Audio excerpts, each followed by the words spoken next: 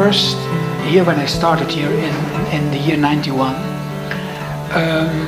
I didn't have the money to afford at that time too many pigeons. I mean, I built immediately a nice loft because I thought by myself, I hope that I have a long life and I can raise the whole life with pigeons.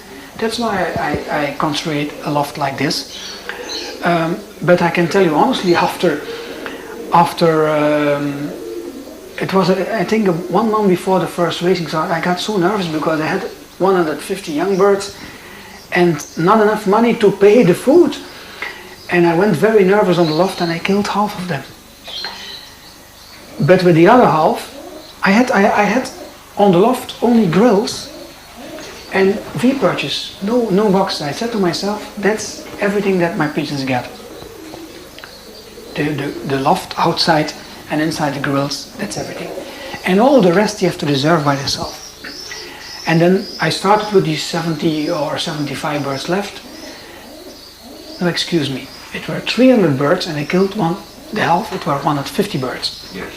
And the first Sunday that I started, I made the first prize and I won almost all the races and all the provincial races. So what I did, I put all these birds in the races, mostly only young birds. And then after the season, with the money that I won with these birds, I bought boxes, breeding boxes. Yes. And all the parents of these young birds, I put these on the stock loft because these young birds came from my friend, it was the old strain of my father-in-law. I put these young old birds, the parents of the good young birds, on the stock loft and some of the best young birds. And then the next year I started with the yearlings, and then again my widowers had no boxes. In the year 93 was the first year that I could afford the boxes for the widowers. Yeah. And in the year 93, starting from the World Championship, I won all the important championships, going from Golden Dove Award to World Champion, to all the magazines. I won everything from local, provincial, all the championships. I was of course motivated like my pigeons. Yes. Another thing what I did, because I didn't want to do the traditional thing, widowhood, keeping widowers and the hen in a separate loft the whole week. No, I raised total widowhood. Young birds, extremely hard, all the national races, knowing immediately, I preferred, even now I prefer to lose some more youngsters, but at the end I want to have the best, the strong ones. Yes. And the same what I did with yearlings and old birds, I raised total widowhood, hen and cock goes to the same race. And what you have not only a good stock loft, your racing loft is maybe your best breeding loft, because there I put my best racing hens with my best. For example, now while we are filming here, I was thinking about my super hen Utah, and I have also a super young cock direct from Kabila. I'm going to make them, it's in my mind already. Yes. Theoretic, they are the best together, I will put them together. Yes. And I'm looking already forward for next year to raise their youngsters immediately in the hard races. So that's a little bit the racing system that I did. To go to know as soon as possible which are the good ones, to select as soon as possible, as hard as possible. This is my favorite young bird from this year, the year 2003. Her name is Utah, and Utah is a quite amazing hen. Later on in the video, you will see why she is in a second point very special, but in one point she is special, that in her racing result. She was this year in a race of Orleans, 435 kilometers, extremely hot. All the races were extremely hard this year. She was very early. The week after, a race from 546, she won the first provincial. She was the week after again in Bourges, 500 kilometers, again very early. The week after, again 360 kilometers. Then again Argenton 576. Then again La Souterraine 600 kilometers. And now, tomorrow, she will be basket again for a race of 600. But she's a real something special. Remember Utah. It wasn't a silver spoon that was responsible for Josh's success in pigeon racing. It was damned hard work and determination. Josh is a very hard taskmaster with his pigeons from day one. They have to fly a race program as young birds, and some of them pigeons go on as yearlings to fly again from distances as far as Barcelona. His Poco Diego, as you'll see later in the film, is a classic example of that. The young hen, Joss has just spoken about Utah. If you add up the mileage that young hen flew over a consecutive period of 6 or 7 weeks, it's a phenomenal work rate. You know, you hear in England from various scribes in both books that 300 miles for a young bird is far too far. But I don't agree with that, and I don't think Joss does either. What he does is test the pigeon as early in their life as possible and ends up with a champion pigeon that later in its life has become the champion it is, not just because it was genetically loaded, not just because of Joss's management, but also because of the experiences had in races in its earlier life. There is no substitute for experience. We're going to go over now to Joss's next question, which is about medication and how Joss maintains the health in his lofts, etc., and the rights and wrongs of that. Yeah, I would say everyone has, of course, his method, and you know that okay, there are people which are racing fantastic and winning everything, and some guys are doing that okay on a pure health system or a health system with lots of medication. Okay, good. Myself, I have some rules in pigeon sport. I mean, to have a good result, I think you need a good loft. You have seen the loft. You have taken the video today from the loft. Loft, good pigeons, and a perfect health system. And I try to have that combination. Good pigeons, maybe that's the first point. You try to get them, but then you have to breed them also. And then a selection. It's not when you breed 100. When I breed 100 birds, I have not 100 champions. My selection is so hard when I start racing them. At the end, when I have 5 or 10, I want to be correct on that point. I don't only breed champions, but I try to keep my level very high. I'm a perfectionist on that point also. It has to be perfect. The pigeon has to be perfect, it has to be good, it has to win, the performance has to be there. That point on the pigeons. Loft we said already. Then, briefly, the health system. I don't say that I don't give no medication, no, absolutely not. But what I try to do is, I try to build up the normal health of the bird with natural products. But I try to bring up the normal health with health products, with the good food. I can explain to you later on what I did with that. But then on, what I do in summer, or I go to the vet and do an examination, not just a regular. The examination for canker and coccidium, I think that time is over. I mean, in summer, okay, you treat for canker when necessary. Coccidium, when you have a healthy loft and you give regular good vitamins, I don't think you might have a big problem with coccidium. Worms also, I mean, I didn't have a worm in the last 14 years, I must say, so, excuse me. But coming back to that health, that regular health, what I mean, I go in the beginning of the season, I go to the vet, and he takes a swab. He takes a swab from the pigeon, and that goes to the university. And based on that swab, I get fantastic information. The university tells me, okay, Joss, you have a sickness, or not, but if you have a sickness, that's the sickness you have. And it's not the kind of a sickness like canker or coccidium. It's the new sickness, coli, streptococcus, all these kinds. I mean, it's too far away for me because I'm just a pigeon fancier. But I hear these new names, which are quite common at the moment. Okay, they tell you, okay, Joss, that's the sickness or the virus or whatever is on your bird. That's the medication which doesn't work anymore.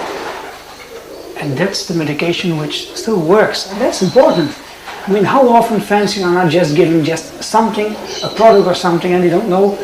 I mean, is it, for example, suanovir or lincospectin or whatever, or doxycycline, but how many lofts have resistance on I hear it because of lots of examination which goes to university, and then they tell me how many people have a resistance for people are talking about Bytero. Bytero is a fantastic product, but you give it when your birds are sick.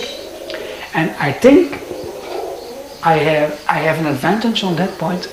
I give at the right moment the right medication. That was a brilliant answer, in my opinion, by Josh regarding medication. The correct diagnosis of any ailment is fundamental in its treatment. Today, unfortunately, that can sometimes not be enough, because the medications that are available may not work anymore. And this is a very important point that Josh has quite rightly made. In my next question to Josh, I expressed to him the problems us British fanciers have over here regarding veterinary services, etc. in pigeons.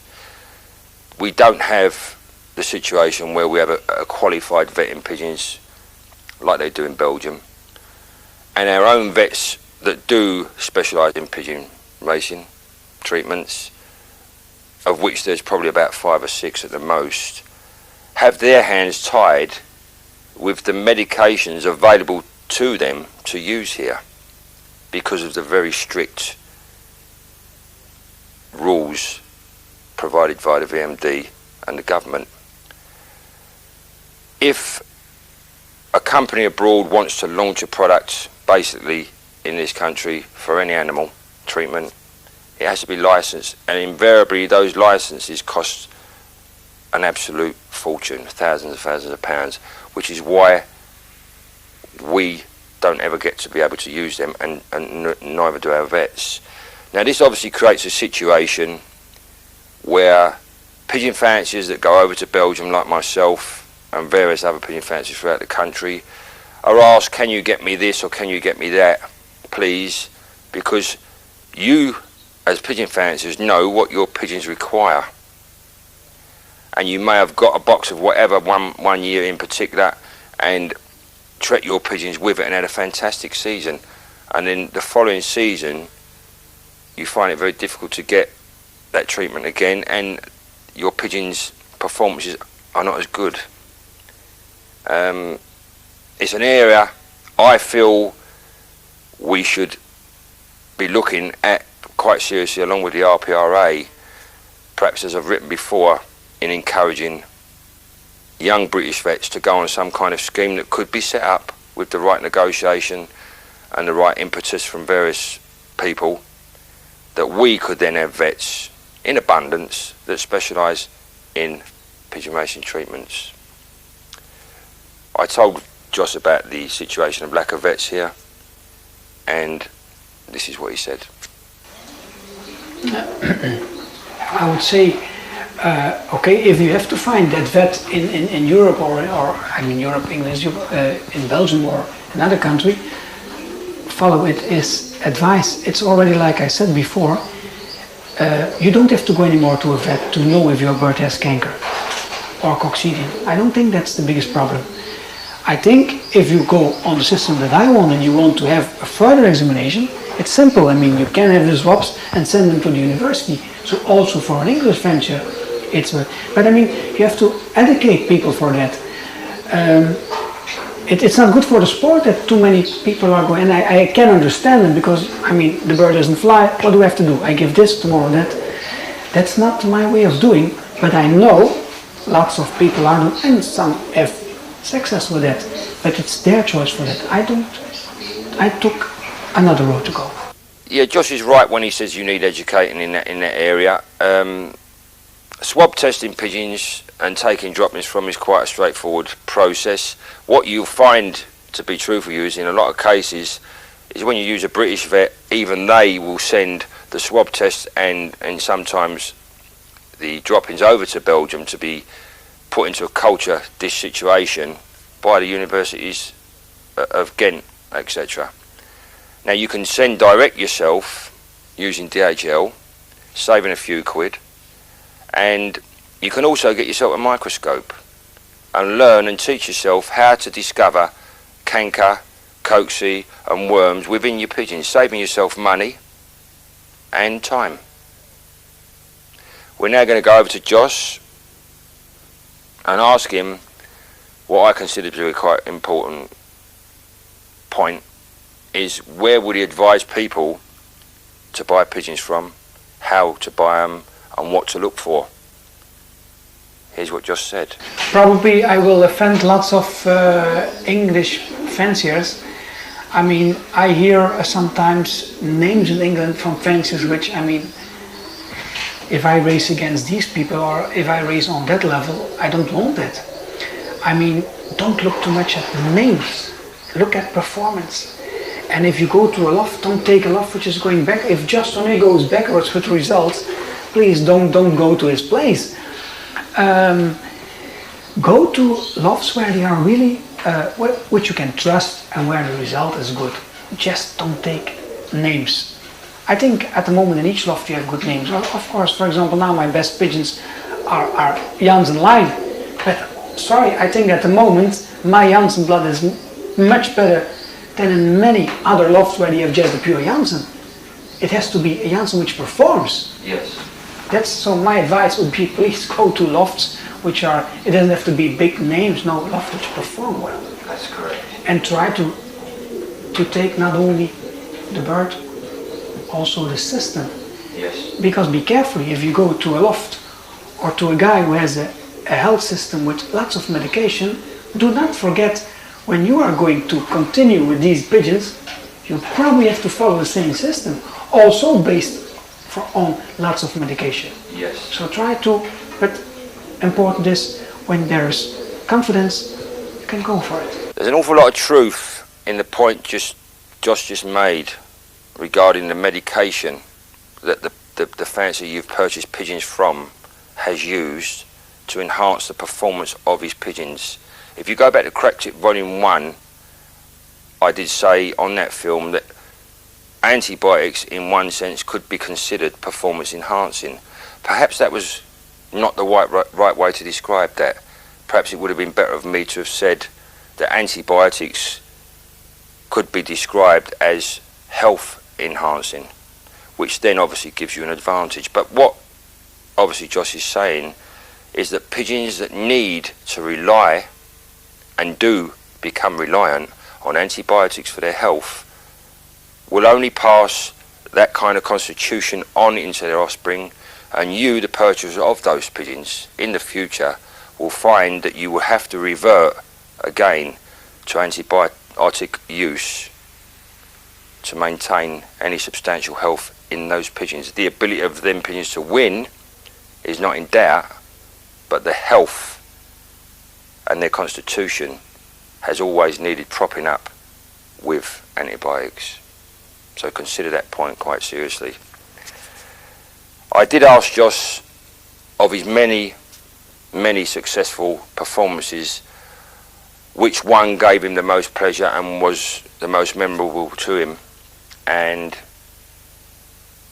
quite modestly, to be truthful, Josh gave the following answer. And I say modestly because he could have very easily highlighted some of his fantastic performances to give himself a bigger G than he needed to. Here's what he said. I must say, I mean, I have joy in everything. If I win on Sunday, I won the first prize. It's only 600 birds with young birds on 140 kilometers. I love that. Yes. This week I go with a race of 600, or I go to Barcelona. If I can win, I'm happy. I think I am a pigeon fancier. I love my pigeons, and I know some people are specialized, and I can understand them. I have the time, I have the possibility to go on all these races, so I have fun and all these things. Okay, winning a world champion title, I was 4 times the only one also in Belgian Pigeon Sport who won 4 times the world championship title, 2 times Golden Duif award. These are titles which you never, and also other people never will forget it. Like you said, 2 times the first Yearling International in Barcelona. That's not just something. But I enjoy every winning, short or wide or young or old one. I try to go in all races. You are a very, very competitive man in the sport of pigeons, and you get as much enjoyment from winning an ordinary race as you do a big one. Yeah, and I also do it there. I mean, I have my middle distance line, which I really, it's for me a dream I achieve to have a fantastic middle distance line based on the Superman but I also have a long distance line based on these 4 international Barcelona winners. I mean, do not forget I had Poco Diego, first international yearlings, then Polanova, first international yearling, then Gerda, first international, then Arnold, an egg which I gave to a fancier, first international. And these pigeons, I'm not the guy who goes in wintertime by left or right, no, I want to do it by myself. For me that includes my pigeon sport. Breeding that pigeon, take him in the hand and see, okay, this might be a good one, this might go on long distance, that one goes trying middle distance. I mean, that's for me also pigeon sport. Okay, I'm quite proud to show you the wing of this pigeon. It's the wing from Sumo. Sumo is at the moment a quite famous pigeon because he is the grandfather to the first international ducks in England. First time in English pigeon sport that a pigeon from Great Britain wins the first international. Sumo is also a top breeder in my loft. He won several first prizes. He is the father and grandfather to more than 25 winners. He is from the line of my Superman. Superman, which is a pure Janssen bird. You can see the blue color, and you can see he really looks also like the top birds at Janssen Arendong's place. After this checkup, I will bring the bird to Lanaken to a very special place, which later on the video they will show you what's going to happen there. Something really exclusive. I asked Josh what he considered to be the reasons for so many young bird losses in young bird racing, which doesn't just apply to this country, by the way, applies to many countries throughout Europe. And this is what Josh's thoughts on that were. I think that lots of the young bird disease and the loss of young birds have to do with something. If too many people keep on thinking that the only success in pigeon sport can achieve by giving lots of medication, that is very bad for the pigeon sport. I say again, medication at the right time. But what happens? By giving too much medication, which is probably not necessary, the immune system of the pigeons, especially young birds, gets down. And he gets infected very easily. I'm sure when you ask a vet or a scientific man, he must say that I'm right on that point. So what I try to do in my loft, and this may be important to say, I think you try to build up a good health system with your young birds, okay? And what I did, a big mistake with this medication and also with the food, and that's another aspect, that's the food. When young birds are weaned, very often, okay, they're given a food, a kind of food, a mixture, and then a few months later you are changing on light food because the birds don't want to train or this or that. And what I did a few years ago, I started with that. I went for myself and did a checkup by drains. I'm not a specialist, okay, but I thought I'd give it a try and made for myself, a mixture which I thought which was good. And I went to buyers, to a company Budico, to several companies, but they gave me the best advice, and I asked them, what do you think about that? What I wanted to have one mixture for my birds that I think the changement, when you change that food, that infects also the young birds. So when I started that a few years ago, already the breeders, I gave them that one mixture. That's a mixture with all the grains, I put the list. And then they advised me, they said, just, I had for example 3 kinds of maize. And I said, just that one, that are not necessary, because that one is the best. So I said, I don't want to know the price. Give me an advice on using the best. So I made one mixture. I started giving that last year to my late breds. Only one mixture, always the same mixture. And I saw them developing like perfect birds. I had no time that they were really going. Sometimes the young birds go down. They stayed on that level. And I said, I'm going to do the same with my young birds this year. I had the best season of my life. I had races, you have seen that, with the first 9, with the first 20. Really top. And I think one of the big mistakes that we are making is the changement of the food. So I have one mixture, which I start giving them already in the nest box when they are at the breeders. Yes. Okay, and then I continue. And what I do with that mixture, when it's very cold in winter time, it's a mixture with all different kind of grains, the best grains. To be honest, the price is not more than another grain. I mean, I asked the best grains, but the price is not more. But okay, that's not so important. I made it for myself. Okay, the company brought it now. They asked me to bring it on the market. Okay, that's no problem for me. But I did it for myself to have better achievement. The stock birds, when it's very cold in winter time, I add 10 or 15% protein. Okay, and when even my witherers I give it. But when I go on the hard races, I add, because that was another advice that I got from the company. They said, Jos, don't put peeled grains inside, because they get, with humidity in summer, you might have bacterial infection on them. So no problem. What I do in summer, I get me fresh sunflower, these fresh peeled grains, and I add them only for the long distance in summer. Yeah. Now for malting, I add these wild seeds and these sweet seeds for the mold. So but everything based on one basic grain, and especially for the young birds, to give them not a change. Once if they are adult, I don't say you can, for hens for example, you have to go down and give them lighter food. I agree with that. But only when they are really growing up and ready for that. Jos's answer here to this question regarding the feeding of young birds and the changing from one mixture to another, to be quite honest with you, I don't agree with, but that's not to say that he's wrong, because he has given you his opinion from his own experiences. And if you, for example, look at the way he's raced Utah, from 250 kilometres to over 600 kilometres for several weeks on the trot, I think his feeding regime to a degree could also be influenced by the amount of work he's asking of his young birds. But none the more for that. It's been successful for him, and that is the beauty of pigeon racing. Many roads, particularly with feeding, do lead to Rome.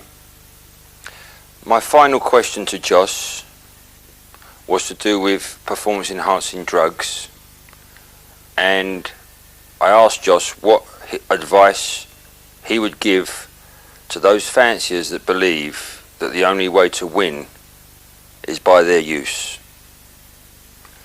This is what Jos said. If he keeps that in mind, I almost am 1% sure that will never be a champion. That will never be a champion. Correct. If he doesn't think about the quality of the bird in first instance, and the other things that I said, loft and the good management, will never be a champion. Never. He has to change his mind on that. Yes. But I agree, medication at the right time. Yes. Thank you very much, Jos. Welcome.